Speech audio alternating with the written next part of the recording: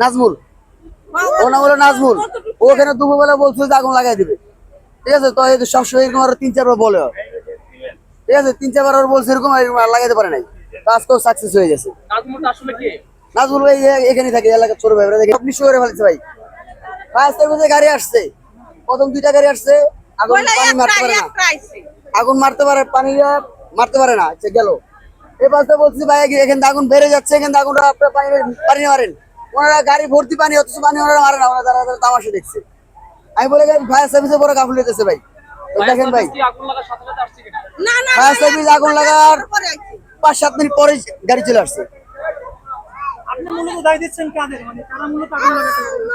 ভাই আগুন লাগাতে ভাই এখানে একটা ছেলে, আর নামটা কি যেন নাম, ওর নাজমুল, ওর নাম হলো নাজমুল।